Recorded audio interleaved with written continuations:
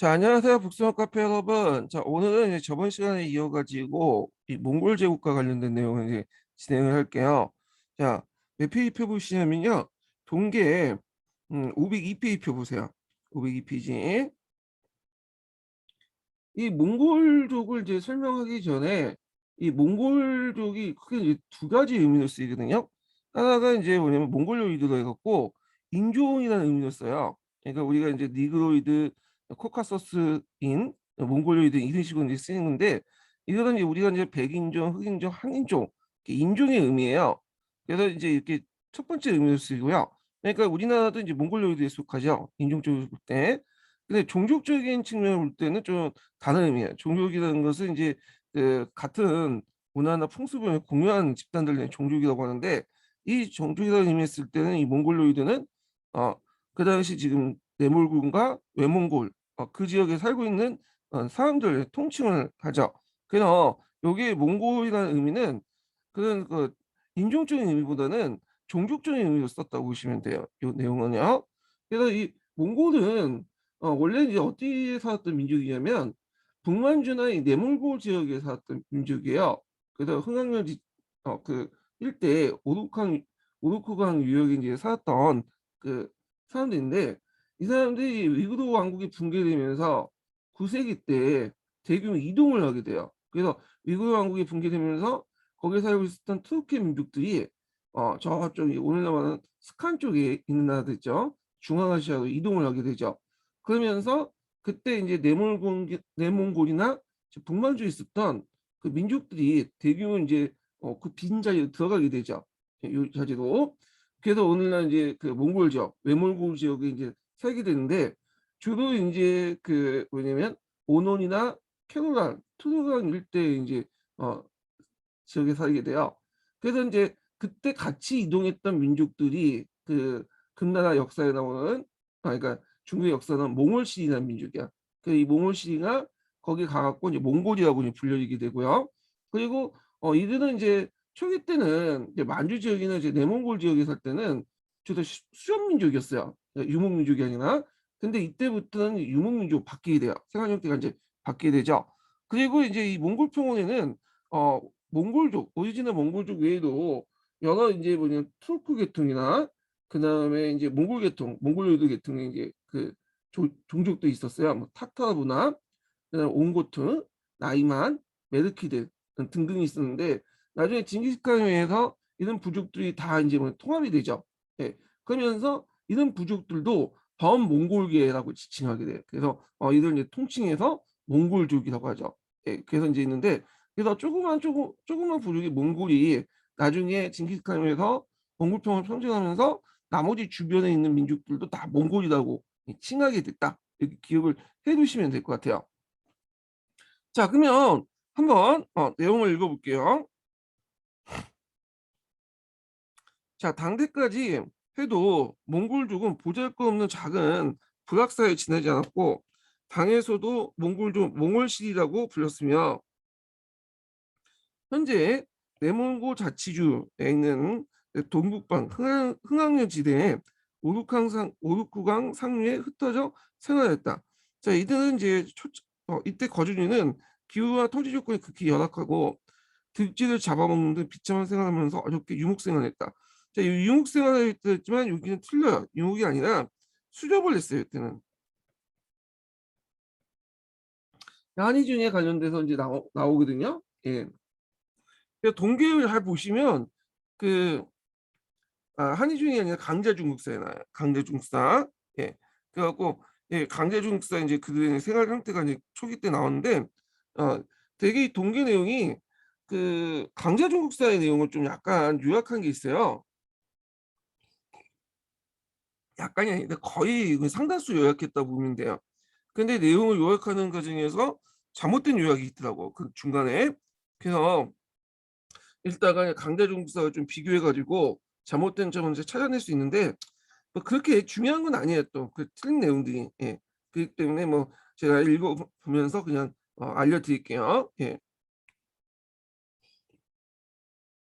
자, 그런데 이제 몽골족 부족사의 커다란 변화가 일어난 것은 9세기 때 이 중반에 위구르 제국의 붕괴와 함께 시작된 몽골 공원의 정치적 격변이었다. 그래서 서기 840년에 키르키즈에 의해서 위구르 왕국이 붕괴되자 대규모 민족 이동이 시작되었고요. 그러면서 이제 이때 우리가 알고 있는 중앙아시아죠. 그러니까 보통 이제 뭐뭐 스탄, 뭐뭐 땅에라는 의미로 뭐 키르기즈스탄, 뭐 카자흐스탄, 우즈베키스탄 이런 나라들 있잖아요. 이런 쪽으로 이동을 하게 돼요. 그리고 나중에 제가 기타 다좀 할 때 얘기할 텐데 이렇게 이동하면서 애들이 이제 뭐냐면 이슬람을 받아들이죠. 음. 그래서 이제 이슬람화 되기 시작해요. 이때부터.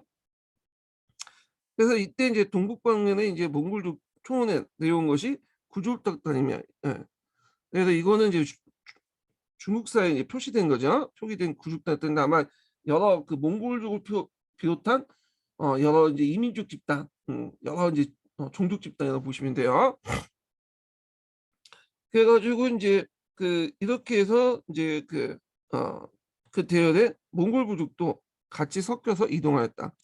자, 몽골족은 9세기 후반에 10세기 전반까지 흥하라 섬의 남쪽으로 부르스 활동에 다니는 남쪽에서 부한 활두산에 있는 오노케르한 투르강의 상류 초원지대도 이주했다. 자, 몽골족은 풍부한 목장지대에 있는 곳에서 이러한 자연 환경 속에 커다란 발전을 이루는데 이때부터 이 몽골족이 수렵민족이 아니라 유목민족으로 바뀌어요. 얘네들의 생활 형태가. 그래서 남북주에서 수상시대에 걸쳐 발행한 몽골계 유목계통들은 모두 이 지역에 점령한 후 비로소 옹비하였다.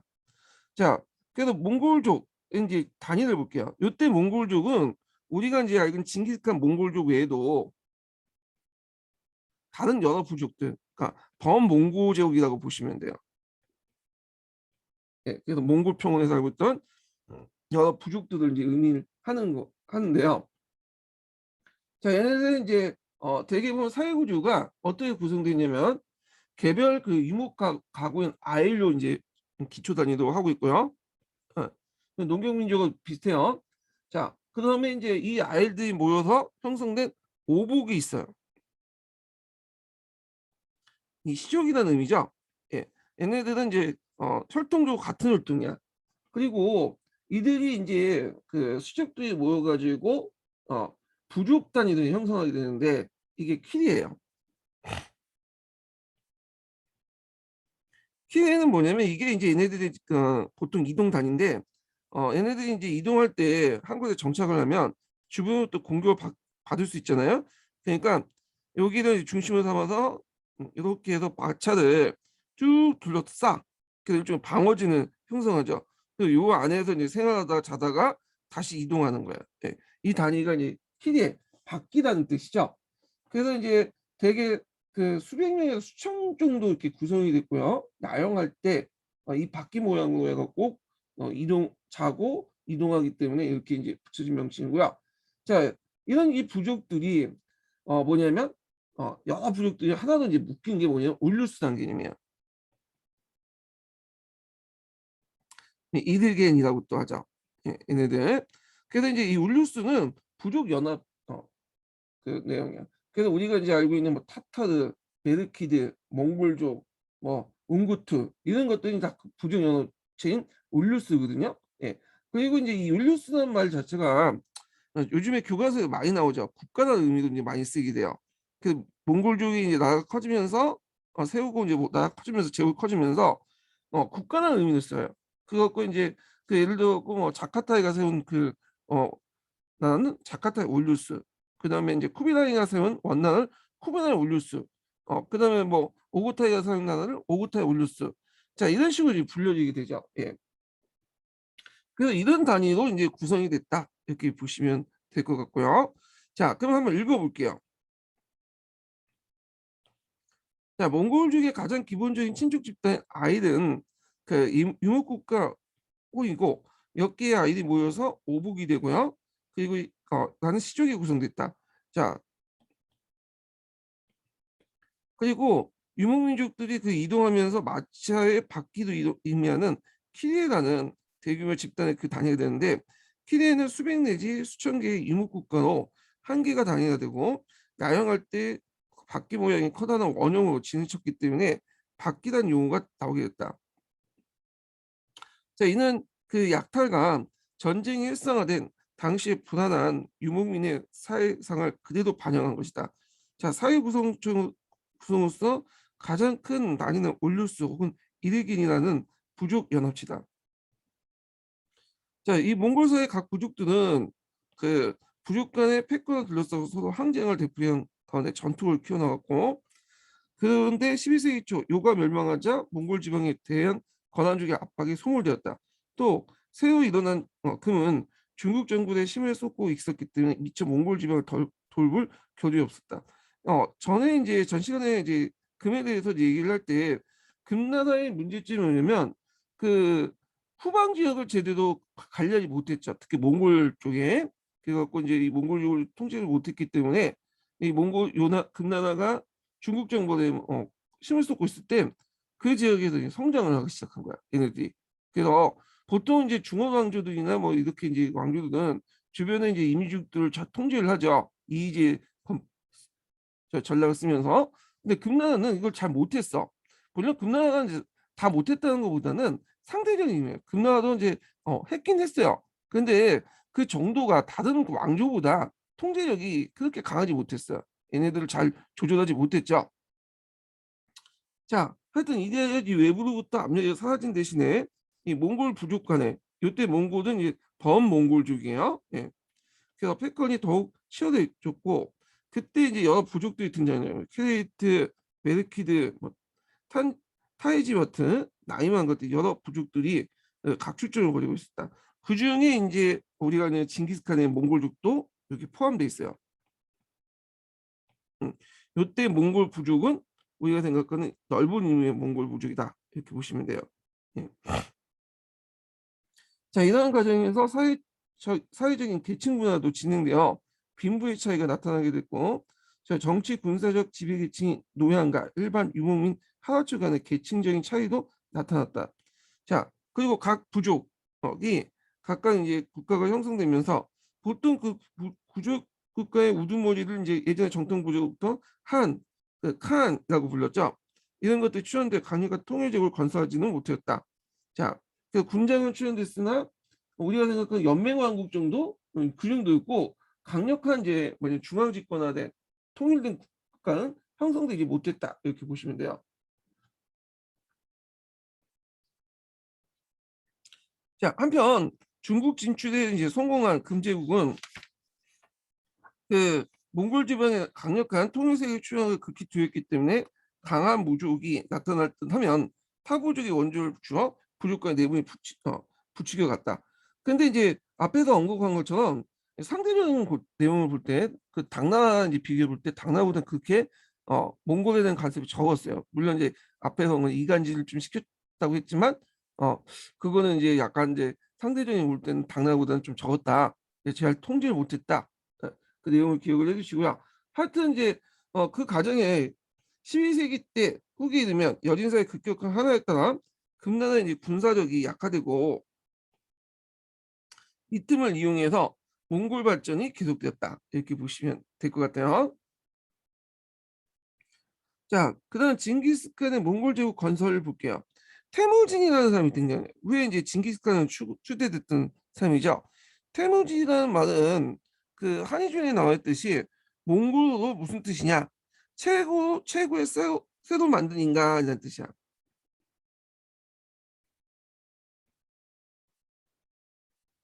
음. 그래서 자기 아버지였던 그 아버지가 예전에 죽였던 수장의 이름을 그 자기 아들의 이름에 갖다 붙여준 그 이름인데, 자, 하여튼 그 내용을 보면 1162년경에 몽골족은 보로지기도 시에 속한 에슈게이가 장나고 태어났다. 부친 에슈게이는 전 몽골 칸이었던 하불의 손자였으나 이 몽골 부족 국가가 금과 타타르 공주가 붕괴된 일개 부족적으로 전락하게 되었고, 어, 그 다음에 태무진이 9살 때 부친 타타르족에서 살해되었다.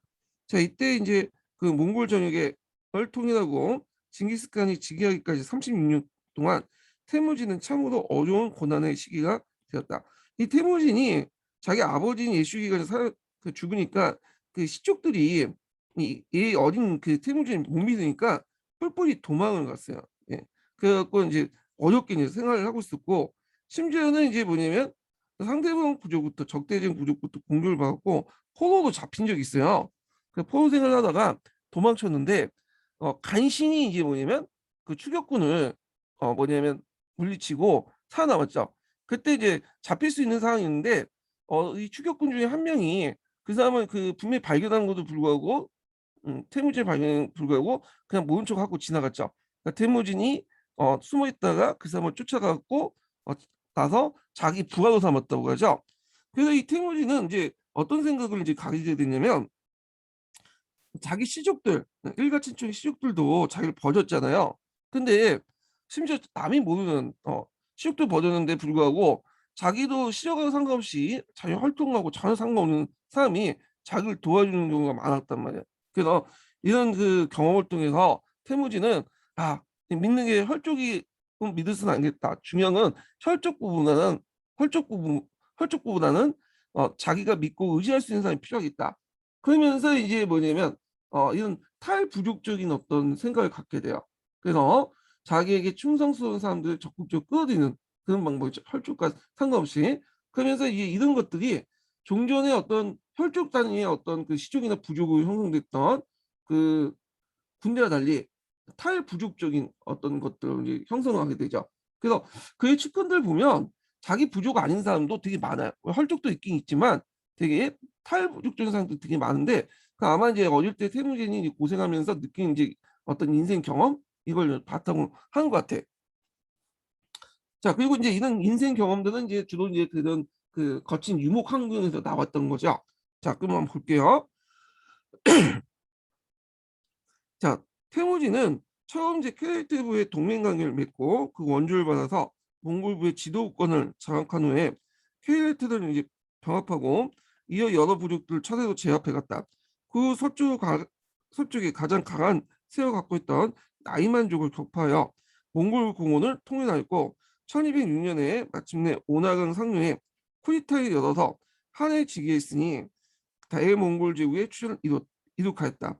자, 가난한 소녀 퇴무진은 몽골 부족사의 통일한 영웅으로 성장했는데 그는 혁명한 어머니와 케레트 부족의 도움이 이한 바가 크다. 이렇게 있죠. 그래서 이제 이렇게 해서 이제 몽골 제국이 성립됐다. 이렇게 보시면 될 것 같아요. 자, 그 다음에 이제 징기스칸의 놀라운 군사력 이렇게 볼게요. 요거는 교과서에도 자주 나오죠. 자, 징기스칸의 군사력의 원천의 특징은 뭐냐면 앞에서 언급한 것처럼 그런 어, 부족적 성격을 완전히 탈피했다는 거. 탈부족적이죠.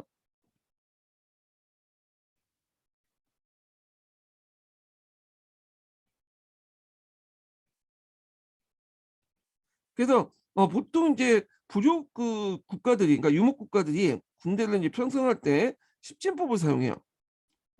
10명, 뭐 100명, 1000명, 그다음에 10,000명 이런 식으로 이제 구성이 되는데 마찬가지로 이 징기스칸 군대도 10단위로 구성이 됐어요. 근데 이제 예전에 그 부대들은 혈족 위주로 구성이 되는데 얘네들은 똑같은 10단이지만 임의적으로 구성을 하죠. 그래서 탈부족적으로 이제 구성되었고 부족과 상관없이 같이 이제 뭐냐면 섞어 놓은 거야. 그래갖고 이제 뭐 1000호, 100호, 10호 이런 식으로 구성이 됐죠. 이런 천호를 이제 통과하는 부대도 만호를 뒀고요. 근데 기본 단위는 천호예요. 예. 그래서 천호제를 뭐냐면 뒀다. 그다음 세 번째로는 자기의 친위대를 뒀어요. 이 캐시라고 하죠.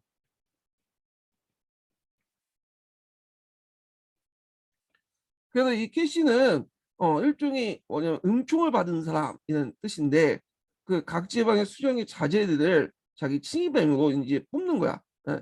그래서 그들에게 특별한 지위와 의미와 혜택을 주죠.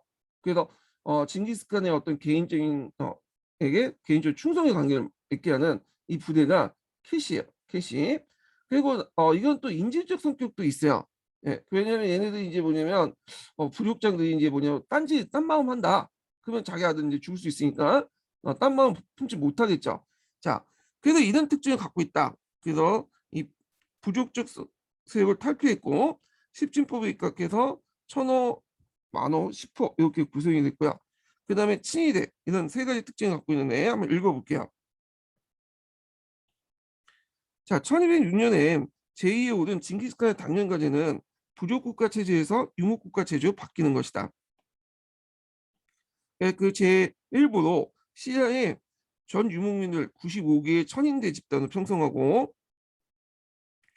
창업공신과 그의 일족들의 친지를 천인대 우두머리 천인장으로 임명하죠. 그래서 그들로 하여금 전 유목민을 분할 통치하도록 했다.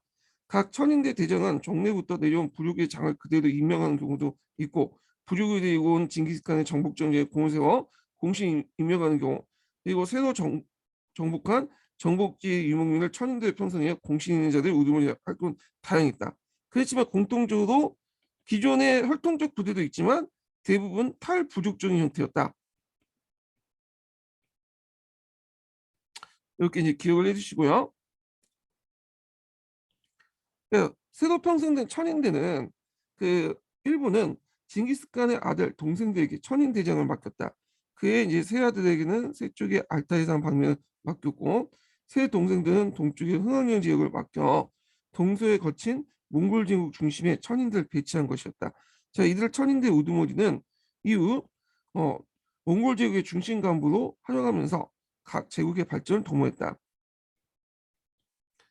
그 천인대는 다시 백인대, 십인대 같이 십진법으로 나눠졌고 천인대장, 십인대장 임명되어 천인대, 만인대장과 함께 몽골 귀족의 제국의 귀족이 되었다.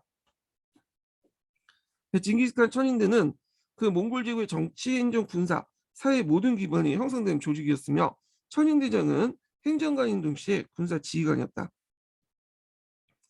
원래 십진법에 의한 군사 조직과 좌우 양익 날개치는 홍로국가 이외에 몽골 공원의 그 유목국가 정통이다.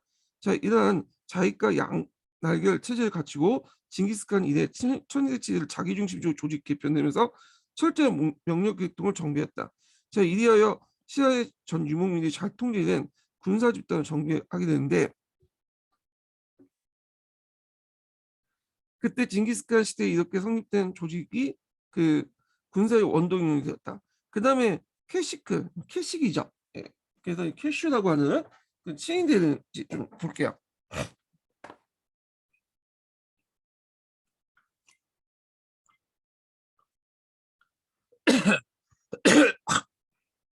잠깐만요.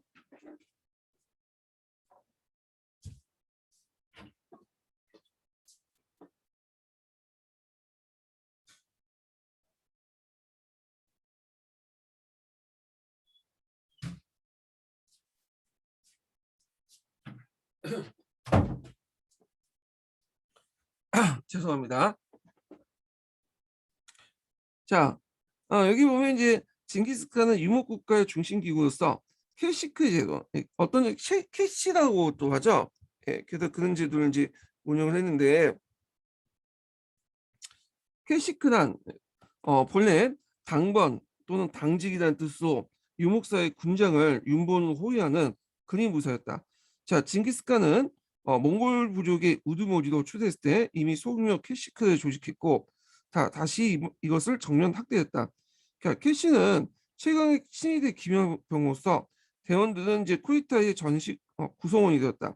자, 징기스칸이 캐시크를 구성함으로써 막강한 군사를 갖게 되었고 처음에 80명이었던 수기를 1000명을 늘렸고 70명이었던 호위무사를 1000명을 확대하고 여기에 이제 의사들을 이제 8000명을 합하여 10,000명의 군단을 만들었고 키시크는 천인대장, 백인대장, 십인대장, 기죽층의 어떤 자제들 가운데 더 출발했으나 평민 출신자도 유능하게 선발되었다. 자, 이들은 10,000명 군단을 다시 1인당 10만 명 병사를 거눌 수 있기 때문에 실제로 10만 명 이상의 정예 캐시 군단이 형성되었다. 자, 그래서 이제 이 캐시가 징기스칸의 이제 군대 무슨 군사적 기본 집단이 되었는데, 자, 그래서 이 캐시에 관련된 내용이 쭉 있어요. 그래서 요거는 뭐 각자 읽어보시고 그 밑에만 좀 읽어볼게요. 자, 여기 보면 이제 그 캐시크의 장관들은 징기스칸의 처리나 국무처리나 정책 결정을 보좌하고 주요 기구를 관장했다. 캐시에 들어온 젊은 병사들은 징기스칸과 함께 생활하면서 징기스칸과 깊은 인간관계를 맺게 되었다. 캐시의 상호 간에서 강한 유대감과 동료의식을 갖고 징기스칸을 중심으로 강력한 연대의식을 갖는 특권 집단이 형성됐다. 캐시는 몽골 제국 전체를 징기스칸과 연결하는 인적 유대이고 한편은 근위 무사이며 중앙정부 다음 세대 그 몽골 제국의 간부 양성 기관이고 하였다. 이렇게 있죠. 자, 그다음에 이제 이렇게 있고 뒤에 좀 읽어볼게요. 이 몽골 국가의 이제 최대 특징은 차별이 거의 보이지 않는다는 점이다. 그래서 이제 이것이 다른 유목 국가하고 좀 차이점인데 다른 그 유목 국가들은 자기 그 핵심 부족과 그 중심을 갖고 부족과 차별화를 뒀어요. 근데 일단 이 몽골 국가는 일단 자기 세력에 들어가면 그 사람의 출신이 어떤 걸 묻지 않아요. 예. 그 유능한 자를 중심으로 해갖고 뽑죠. 그래갖고 이제 주 요직들을 이제 뭐냐면 그 배정을 하는데 자 이런 것들이 이제 그 몽골 제국이 어, 발전하는데 원동력으로 작용되죠. 자 그래서 기존 세력은 해체되고 유능한 자는 누구나 인종을 묻지 않기 때문에 각 지방의 정권, 군벌, 자 유력 단체와 유능한 인물은 거의 다 캐시에 참여하는 인물이 많았다. 따라서 이 캐시크 제도는 몽골 국가의 인간 조직의 요치기도 했다. 징기스칸 이후에 역대 칸 같은 구조의 캐시크를 유지하고 후에는 몽골체의 각 왕으로 각계 소형의 캐시크를 주변에 두었다. 예. 자, 그다음에 이제 몽골 시기 때 이제 정복 전쟁 관련된 내용을 볼게요. 자, 몽골의 정복 과정은 이제 어, 특징이 뭐냐면 처음에는 약탈전이었어요.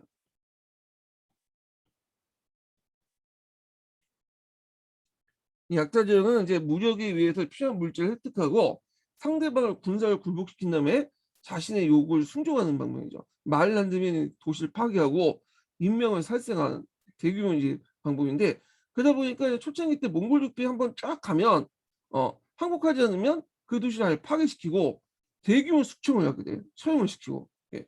자, 그래서 공포감을 유발시켜 가지고 그 뭐냐면 일종의 자발적으로 굴복시키는 방법이죠. 일단 약탈전은 그 자기가 이제 장기적으로 그 지역을 이제 지배할 필요가 없기 때문에 했던 거고요. 그 다음에 이제 그 농경민에 대한 편견, 토지 얽매여 있는 어, 사는 그 농경민들을 얘네들은 이제 인간을 안 봤어요. 짐승을 봤죠. 그 인근 도시의 또 공포감 이런 것들은 이제 일종의 심리적인 이론으로 이렇게 약탈전 같은 형태를 했다. 근데 이제 나중에 오고타이칸 이후로 이제 전환되면서 약탈전에서 뭘로 바뀌냐면 정복전으로 바뀌게 돼요. 자, 정복전의 특징은 뭐냐면 약탈전과 달리 장기적인 지배와 수탈을 목적으로 해요. 그래서 파괴와 약탈 행위를 자제하고 현진을 보호하면서 체계적인 조세층 수체계를 마련하죠. 어, 그래서 이제 뭐 기존 국가나 왕조의 붕괴나 성령화 결과 이렇게 나타나는데 이 계기가 됐던 이제 시대가 오고타이칸 때야. 오고타이칸 때 약탈전에서 어, 정복전으로 바뀌게 됐다 이렇게 보시면 돼요. 그리고 나서 이제 쿠비나이 칸때 이게 이제 중국적인 종공채권 관계가 바뀌죠.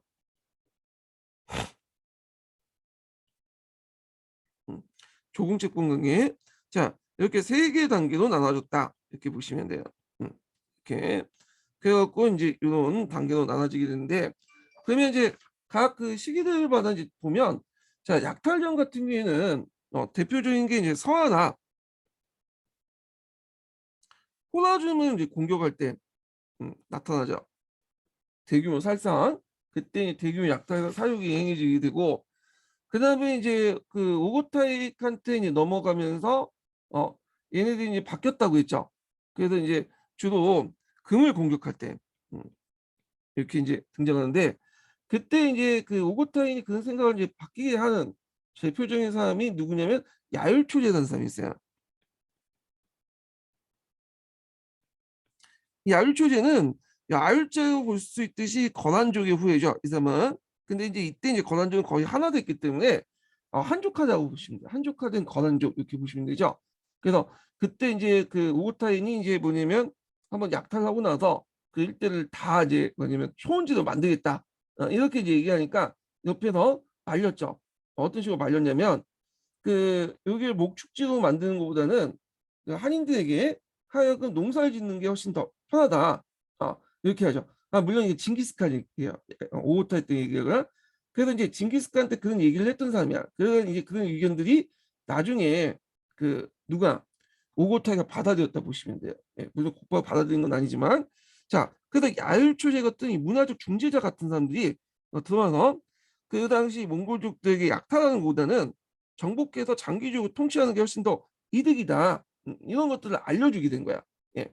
그리고 나서 이제 다음에 그 이제 쿠비나이칸 때는 조공채권 관계를 맺게 됐다. 이렇게 세 단계로 이제 구성됐다는 거 좀 기억을 해두시고요.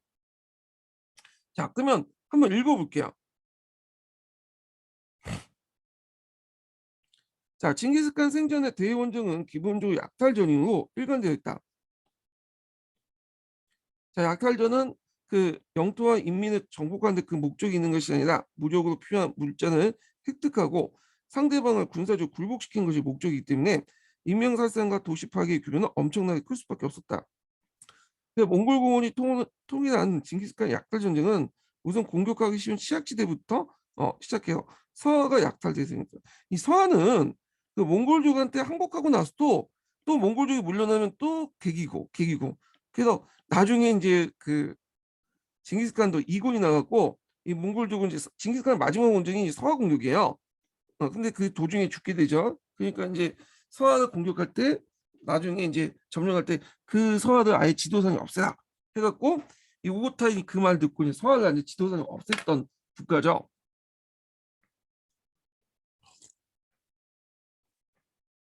자, 하여튼 이 서하의 공략은 그 금을 공격하기 위한 전초적인 어떤 성격을 갖고 있다. 자, 그리고 이제 징기스칸은 먼저 서하를 공략한 후 본격적으로 금의 정복을 나서 중경을 함락하여 금의 세력을 항하 이남으로 내모놨다. 자, 금은 항하 이북으로 이제 땅에 유인되면서 본국 만주와 연락이 끊어지면서 세도도방 개봉 부근과 상동 지방과 거우 차지하게 됐다.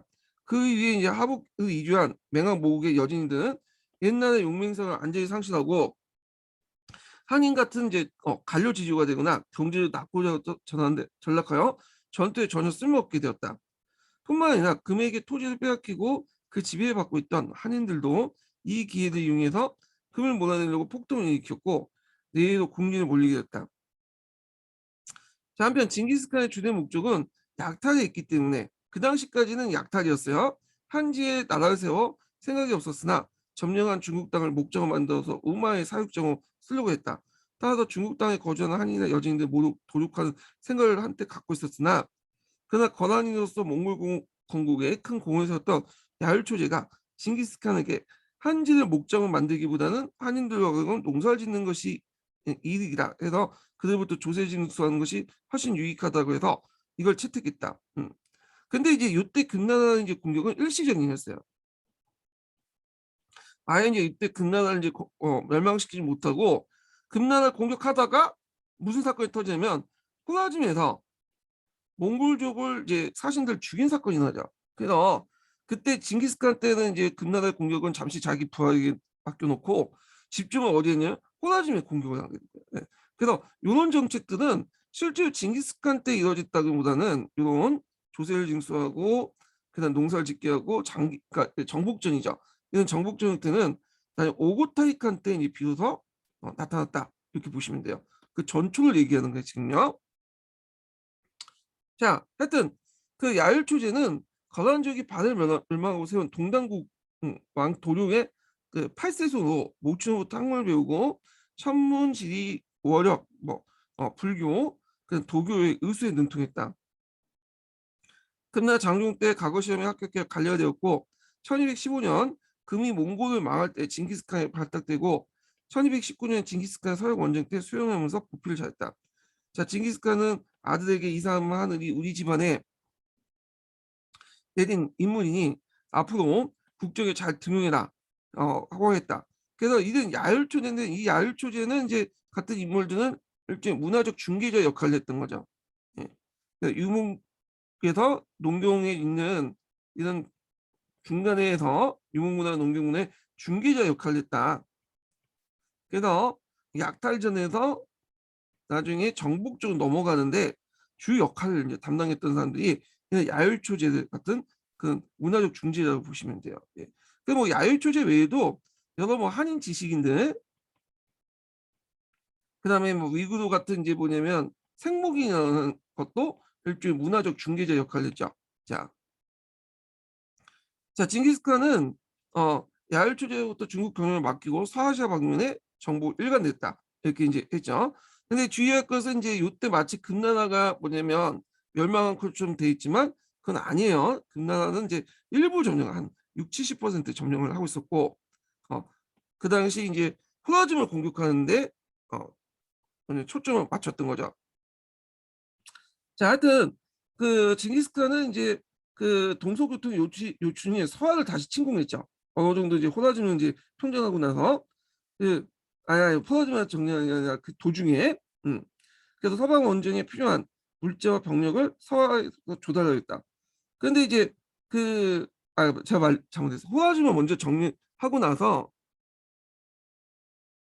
자기 부하들에게 그 맡기죠. 뭐 그래도 다시 한번 이제 서역 일대를 평정해라 맡기고 나서 돌아와서 서안을 이제 다시 공격해요. 네.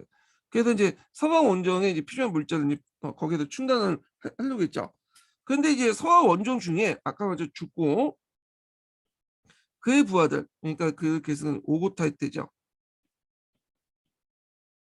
자, 오고타이 때 서하의 수도를 함락함으로써 200년간에 가까운 서왕들은 멸망하였다. 이렇게 했죠. 근데 이제 그 한의 중에서는 요게 좀 잘못돼 있어요. 서하를 마치 그 징기스칸이 멸망한 것처럼 이렇게 돼 있거든요. 요거는 좀 약간 잘못된 거야. 이 전북전쟁 와중에 사실관계 틀려요. 이거는요. 자, 징기스칸이 죽은 후 셋째 아들 오고타이가 이 쿠데타의 추대를 받아 즉위했으니 이는 몽골의 태종이었다. 자, 그런데 태종 이후에 전쟁을 지금까지 약탈적 성격에서 벗어나 정복지에 대한 그 지배적인 지배와 적극적인 관리를 목적으로 한 정복전으로 전환되었다. 예, 그 약탈전에서 정복전으로 이렇게 전환됐고, 그리고 이 사람은 몽골 제국의 황제로서 한 대신에 대칸, 이제 한보다 더 높은 위치죠. 그러니까 예전에 한은 왕 같은 의미였는데 얘는 황제 같은 의미라고 보시면 돼요. 자, 칭호를 사용함으로써 징기스칸 유지를 받들어 남송과 동맹에서 금을 멸망시켰다. 자, 태종은 야율초제를 중용하고 함께 정사를 논의했고요. 집행 교초를 이제 발행을 했죠. 요거 예전에 관련돼서 기출문제 나왔죠. 태종의 업적이 예전에 한번 기출문제 나왔어요. 오고타의 업적이. 그래서 이제 오고타의 업적을 좀 정리를 해보면 일단 이 사람은 정복국가 체제를 만들었다고 보시면 돼요.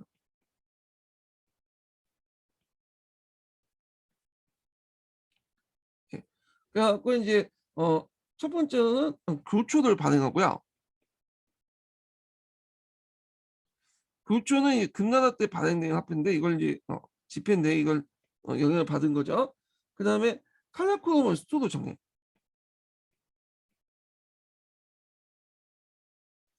칼라크롬은 어디에 위치했냐면 여기에 위치했죠. 여기 몽울평원에 위치했어. 이 칼라크롬을 이제 수도 정했는데 어떤 의미가 있냐? 예전에 유목제국들은 뭐 별난 수도가 없었죠.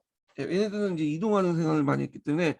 근데 이때부터 이제 확실히 이제 딱 정착하면서 그 중심으로 해갖고 어, 통치하겠다는 정보광조적 성격을 띠고 있다는 거야. 예. 그 다음에 이제 세 번째로는 역참제를 정비했죠. 이 역참제 관련된 내용이 기출문제에 자주 나오죠.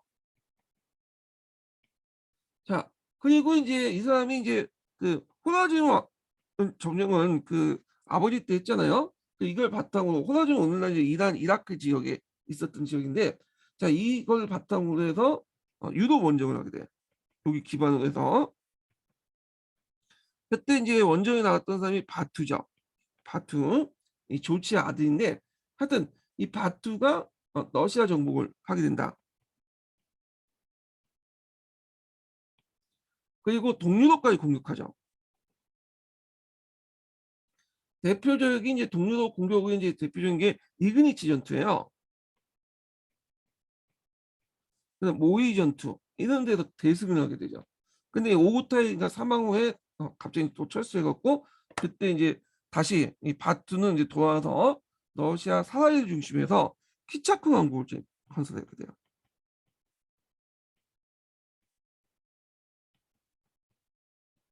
위치가 요 정도죠. 여기 이 사람이 바투가 이제 주치의 아들이거든요. 이 주치. 이 주치는 첫째 아들이지만 좀 약간 활동상 좀 문제가 있는 좀 의심을 받았어요. 왜냐면 이제 그 징기스칸의 부인이 이 주치를 낳을 때 그 전에 그 다른 부족들 약탈당했거든요. 그러니까 좀 그 포로 잡혔어요. 그래갖고 그 후에 임신을 했기 때문에 자기 자식이 아닐 거라고 징기스칸도 생각을 하고 있었는 것 같아. 근데 이제 표면적으로 그렇게 얘기를 한 건 아니고. 그래서 이제 그것 때문에 약간 이제 그 사생아라는 게 뭐냐면 오명까지 있었는데 주치의 아들이 이제 바투가 되는 거예요. 그래서 이때 키차쿠 항국을 세웠는데 또 이 바투의 그 키차쿠 항국을 또 뭐라고 하냐면 주치의 자손들이 세웠기 때문에 주치울루스라고 해요. 이 그 키차쿠 항국은 여러 항국도 그 안에 또 있어요. 또 분열돼 있고, 예. 하여튼 이렇게 이제 구성이 됐다 이렇게 보시면 되고요. 자, 그러면 이제 한번 읽어볼게요. 자, 태종은 야율초제를 중서정을 중용하고 그 함께 정사를 논의했고 집행 교초를 발행했으며 정복지의 호구조사를 실시해서 세법을 정비하여 정복국가 체제를 갖춰 나갔다. 자, 특히 태종은 유목사에서 풍습에 따라 계절마다 수도를 옮기는 것을 중단하고 오르크 강에 카라코름을 이제 도성으로 이제 삼았고 비로소 이제 유목민들의 어떤 청막 이동 생활을 청산하고 정착하여 도시 생활을 할 수 있었다. 그다음에 수도와 지방 간의 교통상 요지에 그 만약 하루 거리마다 역참을 설치해서 교통 체계를 확립하였다. 자, 역참은 뒤에 이제 있으니까 좀 자세히 설명을 할게요. 그때. 자, 태종은 다시 이제 몽골 제국의 팽창에 깨어요. 동원을 수차에 걸쳐서 고려를 침략했고요. 자, 고려를 침략했는데 이거는 후방을 안정화시킨 거죠. 고려 자체를 정복하는 목적은 아니었어요. 후방을 안정하기 때문에 그래서 이제 이때는 약탈전을 했죠. 그러니까 오고타이 이전까지는 이제 뭐냐면 어, 오고타이부터 정복전을 주도했지만 요 고려 침략 목적이 정복 목적이 아니라 그 중국을 치기 위한 후방을 안정시키기 때문에 힘을 빼기 위해 약탈전을 했던 거야. 요거는요. 그래서 이제 이런 내용을 좀 기억을 해두시고요. 자, 그다음에 서방으로부터 조카인 박투를 하여금 유럽 대원정을 하게 되었다. 자, 바투의 원정군은 그 남러시아의 각지에 공격한 후 제1군단은 폴란드에 침입하여 독일, 폴란드 제국을 와시탄트조에서 물리치고 유럽을 이제 놀라게 했고 그 다음에 그 이 와시탄트 전투는 이제 리그니치 전투라고 또요. 리그니치 전투. 그리고 바투가 직접 이끄는 군단은 헝가리 공략해서 수도 부다페스트를 약수하고 그때 이제 모의 전투에서 헝가리 군단을 격파했죠. 도나우를 건너서 오스트리아 쳐다가 비엔나를 위협하면서 이탈리아 침략의 기회를 노리고 있었다. 그래서 마치 이제 여기에서 두 개 전투에서 크게 이기고 이제 시족고 다녔는데 자 근데 유럽의 다행히도 본국의 태종 오고타이가 죽었어. 그러니까 이제 일단 그 후계자 싸움이 중요하잖아요. 그 유럽 원정을 중단하고 해군하였다. 이때 이제 바투가 볼가강 하류에 사라리에 머물면서 키차코 항구 그러니까 그 조치울루스를 이제 세우게 되죠. 교과서에는 조치울루스가 되는 내용이 많더라고요.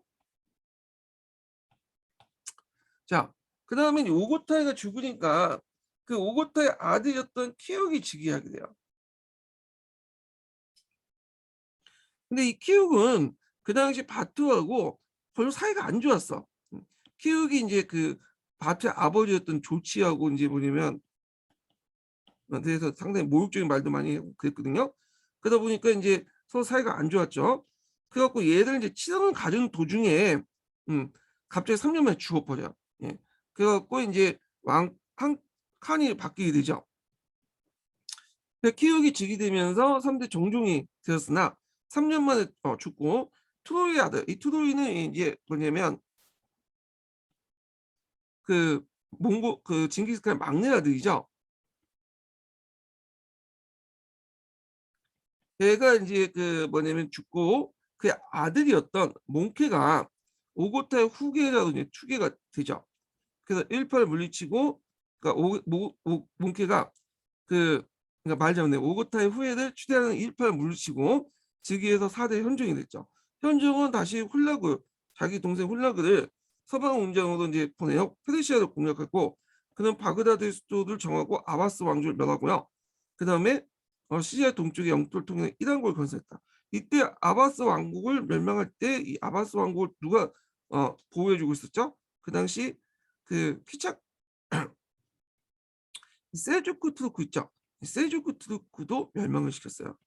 이때 그래갖고 이제 이 그 뭐냐면 훌라그가 이제 세웠던 음, 나라를 이란국 또는 그 훌라그 울루스라고요. 훌라그 울루스의 위치는 요 정도죠. 이란국 이렇게 있는 나는데 셀주크 투르크인데 요거 이거는 여기가 이제 어디냐면 터키에 있는 게 셀주크 투르크가 여기 도망간 게 아니라 이거 어떤 강사가 잘못 설명했더라고. 요거는 셀주크 투르크가 아니라 룸셀주크 투르크야. 그래서 셀주크 투르크 본국은 뭐냐면 이란국한테 멸망을 했고요. 여기가 이제 타브리즈 수도 한 게 그 본국이죠. 근데 여기 이제 그 셀주크에 에미르라는 지방 장관들이 많았어요. 지방 제후들이. 그래서 지방 제후들이 세워진 나라가 이 룸셀주크 투르크야. 이 룸셀주크 투르크도 그 당시 이란국의 공격을 받고 거의 속고가 돼요. 그러다가 결국 일란국한테 멸망을 당하죠. 예. 그리고 이 룸셀주크 투르크의 여러 자녀 세력도 있어요. 그 중에 오스만 투르크가 이은 그 소아시아에 있는 자녀 세력들을 다 통합을 해갖고 세운 나라가 오스만 투르크야. 그러니까 셀주크 투르크가 오스만 투르크한테 멸망한 게 아니라 셀주크 투르크나 뭐 룸셀주크 투르크나 다 몽골족한테 멸망을 했고 그리고 그 자녀 세력들 룸셀주크 투르크의 자녀 세력들이 중에 오스만 투르크가 요 자녀 세력들 통합을 해갖고 다시 소아시아 세웠던 나라가 오스만 투르크다 이렇게 이해를 해주시는 게 좋을 것 같아요. 자, 그래서 이제 있고 이란국은 원래는 이제 얘네들이 원래 들어올 때는 막 이슬람 사원들 약탈하고 막 그랬어요. 근데 나중에는 이제 처음에 네스티우스를 믿다가 이슬람 왕국으로 바뀌게 되죠. 얘네들이 뒤에 있으니까 좀 얘기를 하고 자 그럼 다시 넘어갈게요. 자 이제 징기스칸 시대 때 터키족이 장악했던 투르크족이 이제 장악했던 서아시아를 공격해요. 드디어 투르크족부터 주권을 빼앗아 서아시아 세계의 패권을 확립하게 되었다. 자, 몽골 제국은 동으로 고려를 복속시키고 쿠미나역은 티베트의 토본과 운남의 대륙을 멸망했다. 자, 요거는 좀 역사적 사실관계 틀리죠. 예. 몽골 제국은 고려를 복속시킬 때는 그 뒤에 얘기예요. 오고타이 때요. 그래서 여기는 이제 좀 문맥상 이제 오고타이가 아니라 그 쿠미나이 칸이죠. 근데 여기는 문맥상 오고타이가 마치 고려를 공격했다고 되어 있지만 아니죠. 계속 공격하고 있었어. 그래서 고려를 거의 7번 공격했죠. 1차에서 6차인가? 6차에서 7차까지 이제 공격을 했는데 이때 이제 그 계속 공격하고 있었던 때요. 예. 자, 그리고 이제 쿠비나이는 하여간 티베트의 토본을 그러니까 운남의 대륙을 멸망시켰다. 그 다음에 이제 안남의 진앙족을 공격해 남성을 포위하도록 했다. 자, 그러나 현종의 사망과 왕이 다툼으로써 남성의 정복은 세조 시대에 넘어가게 됐다. 자, 이 안남은 이제 북베트남인데 쩌낭조가 있었어요. 진앙조가 쩌낭조인데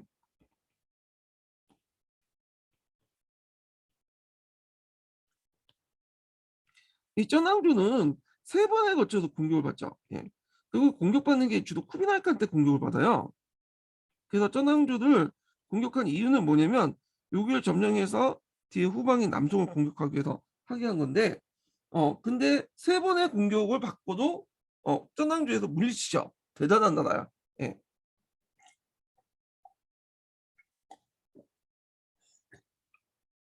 그래서 이제 있는데 그 이렇게 요거는 나중에 이제 쿠비나이카 때 본격화됐다 이렇게 보시면 될 것 같아요. 자, 그다음에 이제 한전의 상황과 왕위 다투고 남송 정부는 세조 시대 때 넘어가게 되었다. 이렇게 있고요. 그다음에 몽골의 분봉 제도와 정복 전쟁 이렇게 보면 되는데 이 몽골은 이제 특징이 뭐냐면 그 정복적인 배경이 있어요. 몽골은 이제 어떤 칸이 즉위하면 쿠데타를 열어요. 쿠데타를 열고 앞으로 이제 어디를 공격할 것인가 이런 것들을 정하는데 일종의 이런 걸 통해서 징기스칸의 가족 사업을 하는 거죠. 그래서 계속 정복 사업을 통해서 약탈을 이제 분배하는 정통이 있어요. 얘네들이. 유목민들이 또 약탈을 이제 분배하는 정통도 있잖아요.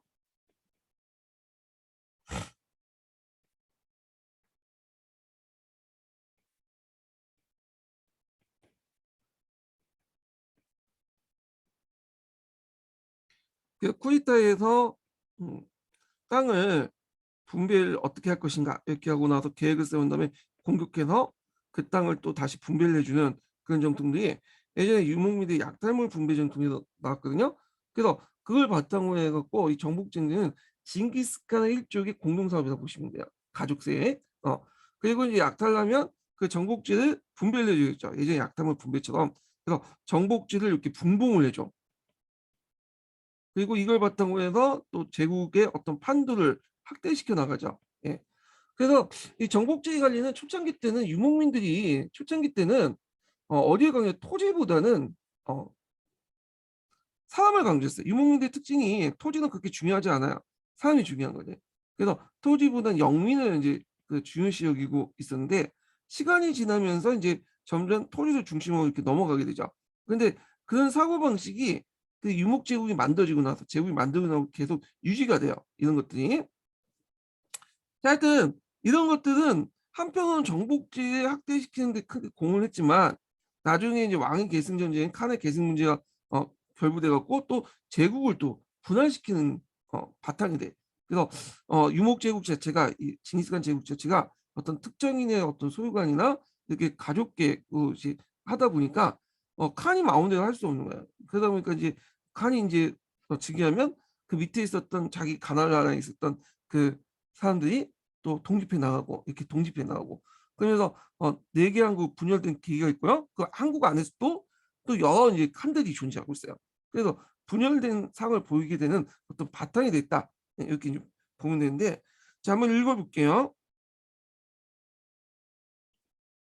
자 몽골 제국은 역사상 그 유대가 없을 정도로 동서세계에 거친 대제국이었다. 뿐만 아니라 몽골의 전국 전쟁은 징기스칸 시대에만 국한된 것이 아니라 대를 이어서 지속적으로 계속됐다. 자, 이 같은 몽골 제국의 지속적인 정복 전쟁 원인은 자 유목사에 뿌리 깊이 내려왔던 약탈물 분배라는 정통이 몽골 제국에 계속되면서 정복적으로 나눠 갖는 분봉이 약탈물 분배 형식으로 이어졌기 때문이다. 예.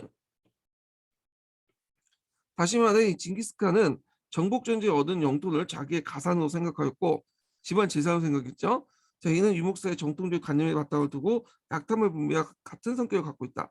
따라서 정복지가 확대되면서 될수록 분배되는 영토와 영민이 증가되게 되었고 자, 이와 같은 정복지의 분봉이 징기스칸 이후 몽골 제국의 지속적인 정복 전쟁을 가능했고 제국의 판도를 극대화시킨 결정적으로 작용됐다. 처음 징기스칸 약탈 정복은 몽골 제국을 건설하여 그의 자제들에게 분봉을 계속할 수 있었다. 이때 토지와 영민을 동시에 나눠줬는데 그 중에 이제 상대적으로 영민, 인을 강조했죠. 유목민들은. 그래서 이제 몽골에서는 부족과 나라의 이름이 블루스라고 하죠. 그래서 앞에서 이제 언급했지만 원래 블루스는 부족 연합적인 의미였지만 이때는 이제 나라는 의미로 쓰게 돼요. 예, 나라. 그래갖고 보통 쿠비나의 울루스, 조치 울루스 이런 식으로 자카타의 울루스 창시자의 명이나 창시자의 선조들의 이름을 따갖고 울루스의 명칭을 정하죠. 자, 그래서 울루스에서 상과 목지 그 두 개념을 모두 포함하고 있었다. 이는 이제 유목사에서 초목지와 유목민은 불가분의 관계가 있기 때문이다. 근데 유목사의 분봉도 토지보다는 인민이 훨씬 중요성을 갖는데 그것은 그 유목 집단이 상하에 따라 항상 타 지역으로 이동했기 때문이다. 자, 이러한 분봉은 배타적 소유권을 전제되기 때문에 분봉은 꼭 지방 분권을 촉진하면서 중앙 집권을 역행하는 결과를 가져와 중앙과 지방의 끊임없는 대립과 마찰을 일으켰다. 그래서 징기스칸의 제국이 몽골 제국이 확대되는 또 배경이기도 하지만 그것 때문에 또 대립과 갈등의 원인이 되고 지방 분권적인 요소가 되어 상한국의 또 분열 배경이 되기도 하고요. 자, 이에 크게는 왕위 계승 분쟁에서 크게는 작게는 어, 중앙 집권을 관철시키는 한국 내 여러 가지 이권이 개입됐고요. 자, 이렇게 이제 결국에는 몽골 제국은 끊임없는 왕권 그 분쟁이 이어지면서 제국의 와해를 가속시켜 상한국의 분립을 가져오게 되었다. 이렇게 했죠. 그러면 이제 몽골 제국의 왕위 계승 분쟁 볼게요. 자, 이건 이제 이야기에서 이제 좀 약간 그 설명 필요한데 유목사에는 농경처럼 이제 한나라처럼 그러니까 그 중국 왕조처럼 장자상속제가 이제 확립되지 않았어요. 예. 능력주의 사회야. 그러니까 능력주의 사회이기 때문에 능력을 가진 사람이 칸이 될 수 있어요. 이 말은 뭘까요? 예. 능력을 사는 사람이 칸이 될 수 있다는 거는 이 능력이라는 건 대부분 군사력이 나오죠. 그러니까 자기가 이제 군사력을 갖고 있으면 그 전에 칸이 죽으면 곧바로 이제 내전이 일어날 수 있는 소지가 있는 거야. 그러다 보니까 이 전왕이 죽으면 한 그 뒤에 항상 그 내전이 일어나요. 그래갖고 이제 서로 싸우게 되는데 자 그래서 이제 이런 그 내용들이 왕위 쟁탈전의 배경이 되었다. 그래서 뭐 여러 번의 왕위 쟁탈전이 있었어요. 대표적인 것들 좀 보면 자 요걸 이제 한번 보기 전에 심화 규제의 내용을 좀 볼게요. 정리를 하고 나서 좀 볼게요.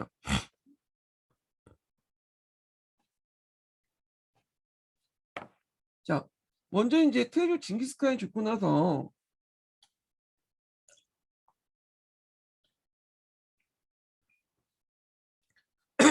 그 왕과 그 태조의 징기스칸의 그 후손들이 이제 그 칸헤지를 받게 되는데 일단 장남 조치가 있었지만 얘는 좀 사생활 배제됐고 그리고 그 아들 조치 아들 바투가 아까처럼 키차크 항구를 이제 성립했다고 했죠. 그 다음에 두 번째 자카타이가 이제 즉위하게 돼요. 그래서 이 자카타이가 자카타이 항구를 세워 그 후손들이 그리고 이제 삼남이었던 오고타이가 있죠. 오고타이 항구 세우고 키우가 있는데 아직 말 잘못했네. 삼남이었던 오고타이가 그 두 번째 칸이 되고 그리고 세 번째가 이제 키우인데 이게 이제 키우 대가 끊겼죠. 얘가 이제 오고타이 칸을 이제 한국을 세우고요. 예. 그다음에 막내 투도이 집안이 이제 칸을 계승하죠. 그래서 4대 몽케 그다음에 5대 세족 쿠비라인 이 사람이 원나라를 세우죠. 그다음 훌라그인데 이 훌라그는 나중에 이단국을 세우게 돼요. 예. 자 그러면 1차 대립은 어디부터 있었냐면 키우 때부터 있었어요. 키우하고 바투. 키우하고 바투가 사이가 안 좋다고 했죠. 그래갖고 이 바투가 이제 원정하는 과정에서 그 당시 이제 오고타이가 죽었다니까 키차콩을 물려놔서 이제 사라이에서 키차콩 항공을 세웠는데 이때 그 키우기 얘들 공격을 하려고 원정을 하게 돼요. 그 원정 도중에 죽게 돼. 이 사람은. 그래서 이제 끝나게 되고 자 2차 대립은 이제 어떻게 됐냐면 이때 이제 쿠비라인이 즉위를 몽키가 죽었거든요. 몽키가 사천성 전투에서 사천 양양성 전투에서 대포 맞고 죽어요.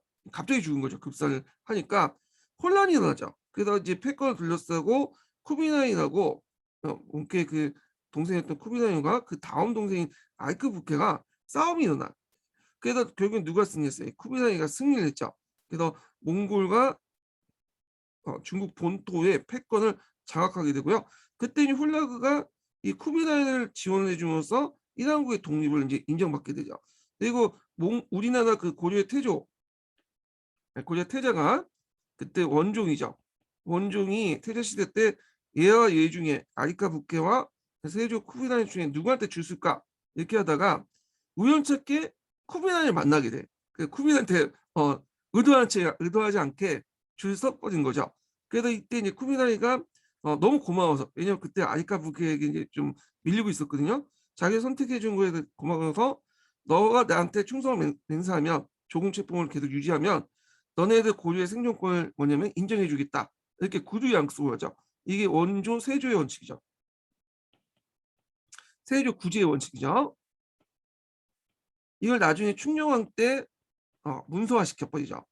자, 하여튼 이런 게 있고 그다음에 이제 아이부케가 죽고 나서 이제 있고 쿠비나를 즉위하니까 요때 이제 자카타이 그러니까 저 몽골 평원 쪽 일대에서 들고 일어나 하이드라는 사람이. 그래서 하이드가 들고 일어나서 결국에 쿠비나인하고 싸우게 돼요. 이게 3차 대립이야. 예. 그래갖고 이제 이렇게 있는데 자 그때 오고타이 가가군이 요 하이드와 같이 이제 연합을 해서 싸워요. 예. 근데 이 싸움은 쿠비나이칸테 가서 끝난 게 아니라 그 후에 계속돼. 결국에는 쿠비나인도 인정을 해주죠. 그래서 하이드하고 인정해서 이제 그 후손들도 하이드 후손들이 계속 있겠죠. 그래서 이제 쿠비나인 그 이후에 하이드를 맡게 돼서 결국에는 이 차카타이와 오고타이도 떨어져 나가는데 이 오고타이가 이제 그 원나라 정종하고 맨날 싸우는 바람에 힘이 약해져요. 그래서 나중에 오고타이 한국은 차카타이 한국의 병합이 됐고요. 예. 자, 그래서 이렇게 세 번에 거쳐서 싸움이 났다. 키읔과 바투의 싸움, 쿠비나이와 아리푸케의 그 싸움, 쿠비나이가 지기 다음에 하이드 간의 싸움, 이런 이제 싸움이 있었다는 걸 좀 기억을 해두시면 되고요. 그 과정에서 이제 뭐냐면 쿠비나이 씨가 그 몽골 제국이 원제국과 4개 한국으로 분리돼 나갔다. 원제국은 이제 형님 나라고 나머지들은 다 동생 나라들이죠.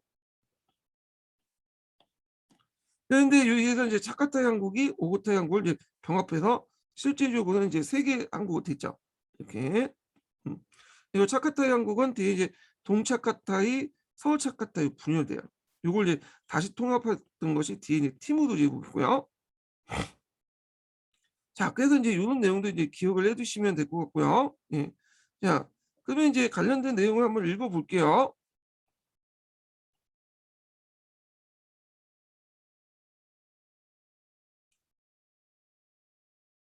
자, 읽어보기 전에 첫 번째 인증번호 알려드릴게요. 첫 번째 인증번호는 90번입니다. 예, 첫 번째 인증번호는 90번이에요. 자, 중국 역대 왕조에서나 다 같이 크고 작은 왕위 계승 분쟁이 없지 않았고 특히 창옥군주와 그 계승자들 왕위 계승자는 진시황 이래 1000대까지 계속됐다. 그러나 몽골 제국 시대처럼 황족이 집단적으로 패를 가져서 왕위 계승을 확대시키는 치열한 싸움을 드물었다. 그러니까 예전에도 있었지만 이거는 자 개인이나 그 주변에는 소수한 정치 세력이 부른 거지 이처럼 이 몽골 제국처럼 집단적 패를 가려갖고 싸운 적은 별로 없었다는 거죠. 이거는 이제 그 이런 왕권 다툼은 유목사의 능력주의를 바탕으로 군주가 자리는 각 부족의 공동 소유고 이런 공유 개념이 있고 그래서 실력이 있는 사람들이 칸이 될 수가 있다. 이런 사고 방식이죠. 유목사의 공유 개념은 몽골이 세계 제국을 건설하기 위해서 극복하지 못했고 오히려 군사력의 상징 항제 자리를 차지하려고 차지하는 용맹이 더 거치면서 그 빈물 왕위 쟁탈전이 일어났다. 그 왕위 쟁탈전은 사한국이 분리되고 몽골 제국의 원제국 체제로 바뀐 뒤에 가서야 수고해졌다. 그래서 이제 원제국 체제 등장하고 나서 그 중국식 어떤 체제를 받아들이게 되죠. 예. 그러면서 이제 없어지게 되는데 그렇다고 해서 갑자기 없어진 건 아니야. 예. 왜냐면 어느 정도 이제 시간이 지나고 나서 체제가 잡혔지만 갑자기 없어진 건 아니고 그 후에도 왕위 쟁탈전이 있었어요. 그럼 뭐 앞에서 언급했던 왕위 쟁탈전은 좀 약간 중국식 왕위 쟁탈전이라고 보시면 돼요. 그러니까 조그만 정치 세력들이 그 안에서 내분이 일어나서 싸우는 그 형태였다. 그래서 종전에 이제 몽골 제국하고 좀 내분이 좀 다른 양상 보이긴 있었지만 그 원나라가 등장하고 나서도 왕위 쟁탈전이 있었고 물론 규모가 좀 작았지만 그런 관념들은 많은 이유는 그 앞에서 언급한 것처럼 이 몽골족들의 어떤 사고방식이 영향을 받은 거다 이렇게 보시면 될 것 같아요. 예. 그래서 이제 보고요.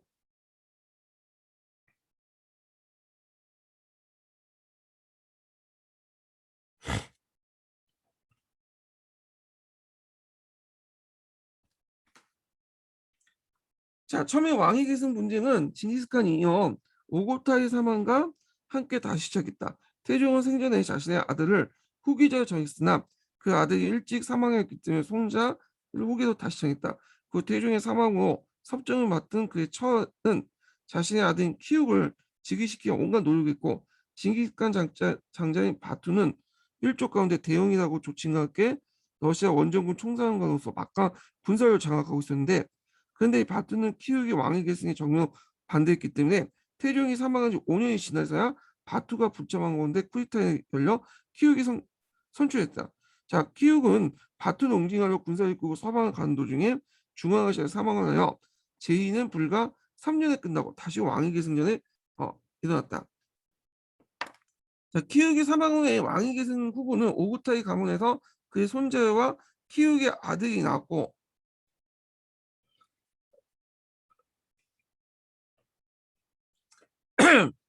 토요일가에서는 몽케를 믿었다. 근데 이들의 싸움은 양가에 국한되지 않고 자카타와 오고타이가 단합하여 조치가와 투이가가 연합함으로써 크게 확대되었다. 자, 결국에는 이 몽케 생모의 노력과 러시아 주둔하고 있는 바투의 군사력 지원으로 이 조치가는 바투가 세운 왕조죠. 바투와 관련된 가문이죠. 그래서 이제 결국에 왜 바투가 이제 투에 붙었냐면 얘를 별로 안 좋아했기 때문에 키읔을 그래서 안 좋아했기 때문에 요게 붙은 거야. 응. 그래서 결국에는 몽케 생모의 노력과 러시아에 주둔하고 있던 바투의 군사력 지원으로 몽케가 4대 현종이 되었죠. 그래서 이제 이어서 오구타이가와 자가타에 대한 대대적인 보복 수청을 다행했다. 그러나 몽케 사망으로 왕위 계승 분쟁이 다시 쿠비나이카 아리크 부기에서 3파전으로 이어지죠. 이렇게. 그래서 이제 사회가 다시 시작되어 몽골 제국 전체로 확대됐다. 이 당시 서아시아 파견된 쿠비나의 동생은 형의 지지한 대가로 서아시아 지역의 독립권 인정받는데 이게 훌라구 올리우스 이란국이죠. 자, 쿠비나의 승리로 결국 사한국이 분리되어 엄청난 대가를 치르지 않으면 안 됐다. 즉 훌라구의 독립을 인정해주고 그 지휘조 가까운 차가타이 부족에 대해서 바라크를 칸으로 임명해 쿠비나의 종주권을 유지하려고 하였으나 바라크의 도전에 실패했고, 더욱이 이 투이가의 집권의 불말품은 오고타이카의 하이두가 탈라스 한반에 쿠이타에 열어서 키차크 총원에 조치가와 차카타의 지지를 받고 칸에 이제 추대되면서 투이가 타도를 목적으로 3대 부족 연합이 결성됐죠. 자, 이러한 이제 하이두의 세력을 꺾기 위해서 쿠비나이가 군사작전을 성공적으로 진행되지 못했고 1403년에 가서야 거우 후전이 성립할 정도로 왕위 계승을 둘러싼 부족 간의 분쟁은 골이 깊었고, 그 결과 몽골 제국은 그 당시 몽골 지방과 중국을 차지하게 되면서 제국의 분쟁이 끝나게 되었다. 됐겠고요. 자, 그리고 이제 사한국의 성립까지 몽골 제국의 완화를 볼게요. 징기스칸이 이제 다음에 오고타이 칸 때 이르러 바투가 남러시아의 키차크 항구를 세우고 차카타이가 중앙아시아 차카타이 항구를 세우고요. 오고타이가 수소 외몽골, 내몽골 그리고 북중국을 점령했으므로 말자인 투이는 봉토를 갖지 못하였다. 태종은 그 말자는 막내죠. 태종은 자손에게 나눠줄 새로운 봉주를 찾기 위해서 홀라구를 페르시아에 파견했고요. 그러니까 이란국을 세우게 한 것도 이란 세습 봉지의 계책이 이란이었다. 이렇게 있고요. 근데 요거는 이제 홀라그를 이제 파견한 거는 태종 때가 아니라 제 생각에는 요거는 앞에서 헌종 때도 이제 알고 있는데 여기는 이렇게 돼 있네요. 예. 그래서 이제 이렇게 있고 태종 때도 맞아. 착각을 했어요, 제가. 예, 죄송합니다. 태종 때 이제 홀라그를 파견했고 나중에 이제 헌종 때 홀라그가 이제 그 자기 영역을 인정받게 되죠. 예. 요거 맞아요. 예, 제가 착각한 거예요. 자, 그래서 이제 이렇게 했고 그리고 현종 자신은 동생 쿠비나이와 함께 남송 정부를 나서게 되었다. 남송 정부 와중에 현종이 그 양양선 전투에서 사망하니까 동생 쿠비나이가 군을 통솔하고 있었으므로 당시 외문부에서는 친동생 아이크 부키가 오구타의 후원을 받아 황제자리를 넘보고 있었다. 이에 쿠비나이는 북경호가 극히 기한하여 임시로 쿠이타를 개최하여 대칸을 지휘하니 그의 지위에 반대하는 사한국들이 각기 독립을 선언하게 되었다. 이렇게 있죠. 자, 그 다음에 이렇게 있고 그래서 이제 오고타의 한국, 차카타의 한국, 키차크 1한국 이렇게 이제 있다는 것 좀 기억을 해두시고요. 예. 차카타이 한국은 1한국은 이제 그 즉위할 때 이때 이제 뭐냐면 좀 빼야 돼. 반대 세력 중에. 예. 여기서 보면 반대했던 상황국이라고 했잖아요. 근데 이 당국은 지지를 해줬어. 지지 대가로 해갖고 독립을 했던 거야. 이거는 좀 다른 거죠. 예. 그리고 오구타의 차카타의 키차쿠 왕국은 상국은 또 연합을 해갖고 누굴 밀어줬죠? 아까 얘기한 것처럼 하이드를 밀어줬죠. 그래서 징기스칸이 즉위하고 아니 쿠비라이 즉위 나서 하이드와 쿠비라이가 뭐냐면 연합을 하게 돼요. 싸우게 되죠. 자, 이런 과정을 좀 겪게 되고요. 자, 그 상한국에서는 소수의 몽골족이 그들보다 문화적 수준이 높은 다수의 이민족을 지배하게 되면서 정복지 고유의 문화를 존중하게 되었다. 자, 그리야 상한국은 자체 그 땅의 풍속에 동화되어 그 정복지의 이익을 위해서 타 지역과 싸우게 되었다. 상한국 가운데 가장 몽골족 색채가 강한 것은 오구타이 한국이었는데, 그런데 이 오구타이 한국은 지배자 하이두가 정몽고의 지배권을 뺏으려고 중앙의 세조에게 대해 30년 동안 거쳐 항쟁이기 때문에 실패 후 세력이 약화된 후에 차카타이 한국에 합병되었다. 자, 중앙아시아를 지배한 차카타이 한국에서도 한해 계승권을 둘러싸 싸움이 일어났고요.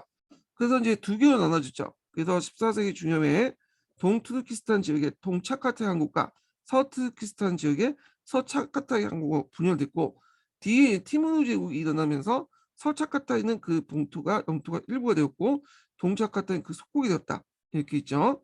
자, 요때 이제 이 차카타이 한국은 원래는 몽골족이 세운 나라잖아요. 근데 여기 원래 살았던 민족은 몽골족이 아니라 투르크 계통의 민족이에요. 오늘날 중앙아시아 일족이죠. 그래갖고 이들이 이제 뭐냐면 몽골하고 이제 투르크 계통이 이제 사람 결합이 돼. 그래서 나중에 그 티무르 때는 이 사람이 티무르는 이제 징기스칸의 이제 후계자라고 하고 있지만 실제로 티무르는 몽골 계통의 투르크 계통을 보고 있어요. 그러니까 투르크 계통의 몽골족이 혼합된 사람을 보고 있어요. 예. 그렇기 때문에 이제 투르크화 됐다 보시면 돼요. 이 차카타이 왕국은. 그래서 차카타이 왕국은 나중에 또 이제 티무르 제국에 이제 복속돼 있다가 나중에 또 독립되죠. 예, 그래갖고 이제 또 분열이 일어나. 시바 항구, 뭐 나중에 청나 때 들어가면 코카트 항구인가? 시바 코카트인가? 네, 코카트 항구. 그 다음에 하나가 더 있는데 까먹었어 제가. 예, 시바 코카트 항구. 그래서 하나가 더 있는데 요 항국들이 이제 중앙아시아 지역에 장악하고 있다가 이 항국들이 나중에 러시아한테 먹히게 되죠. 예, 러시아가 남진 정책 과정에서 이 중앙아시아 지역을 먹게 되잖아요. 예, 그래서 여기 투르크 지역들을 이제 통치를 하게 돼요. 예, 그리고 나중에 제정 러시아 넘어가면서 아니 소련 넘어가면서 이 지역을 다섯 개로 이제 나누죠. 그 우리가 이제 흔히 중앙아시아에 있는 뭐 키르기스탄, 타지키스탄, 그다음에 우즈베키스탄 이런 나라들 있죠. 예, 이런 투르크메니스탄 이런 다섯 개 나라로 뭐냐면 나누게 돼요. 하여튼 이런 이렇게 연결돼 있고요. 자, 그다음에 이제 이렇게 있고 쭉 계속 읽어볼게요. 자, 이슬람 영토 내에서 세운 이단국은 처음에 네스티우스파의 그리스도교를 보호했다. 이슬람교의 압박을 하였으나 도리어 이슬람 문화의 옹호자가 되어서 아바스 왕조의 이후 색다른 이슬람 문화를 붕을 노력하여 이곳에 몽골 페르시아 문화를 호피었다. 그래서 초기 때는 이제 기독 네스티우스파를 받아들여서 이슬람을 받아들였지만 오히려 나중에는 이슬람 문화의 옹호자가 됐죠. 그래서 이제 몽골 페르시아 문화가 이때 이제 결합이 돼요.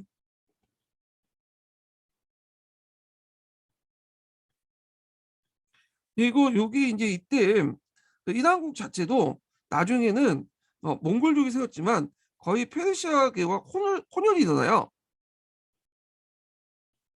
그래갖고 얘네들도 이제 뭐냐면 같이 이제 섞여 살면서 나중에 몽골족 색채가 좀 많이 없어지게 되거든요. 예.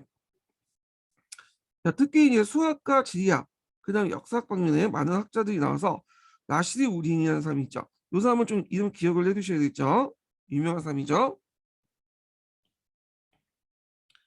그래서 세계 최초의 역사라고 불리는 연대기 총찬 집사, 줄여서 집사라고 하죠. 그 역교동에서 세계 최초의 세계사를 쓴 사람을 아시는 우리도 보죠. 아시는 우리 집사노 세계 최초의 세계사예요. 그래서 이제 있고 야쿠트가 이제 제국 지리학 사전을 이제 펴냈으며 과학자 라스온 우린이 폴라그에 견하여 수도에 천문대를 건설하겠다. 자, 키차크 항국은 요 안에서도 두 개 항구 다시 분열돼요. 우즈벡이나 자니벡 이두 키차크 항구에 두 개도 이제 분열되는데, 자, 하여튼 본국을 관련된 얘기요. 키차크 항구 두 개 분열된 한국 중에 본국의 우즈벡이나 키차크의 자니벡 시대 때 전성을 이뤘고, 아는 모스크바 대공국을 통해서 러시아 제국을 지배했고 바꾸는 동로마 제국의 한계 친교를 맺고 이집트와 통혼하면서 국가의 기틀을 확진했다. 그래서 이 모스크바 대공국은 일종의 시다바리 역할을 하다가 나중에 독립하죠. 2만 3세 때. 자, 그래서 이제 있고 동로마 황제와 친교를 맺고 이집트와 통혼하여 국가의 기틀을 튼튼히 하였다. 또한 이제 흑계 무역의 이윤을 독점하여 경제적 번영했으며 이슬람 문화가 키차크 한국에 뿌리를 내는데 학문과 미술이 발달했다. 그러나 이제 자니백이 죽은 후 내란이 일어나고 세 번에 거쳐서 티모리 제국의 침해받아 쇠퇴했다가 결국은 모스크바 대국의 이반 3세기에 망하게 되었다. 이렇게 있고요. 자, 그다음에 원제국의 성립과 이제 통치 체제의 변화를 볼게요. 자, 요거는 이제 몽골 제국의 원나로 넘어가는 건데 중국식 지배 체제 원으로 넘어가게 되죠. 예. 그래서 원이란 어떤 중국식인 어떤 왕조 체제 넘어가게 되는데 쿠빌라이 칸 때죠. 자, 이 부분은 좀 쉬었다가 이제 진행을 할게요. 예.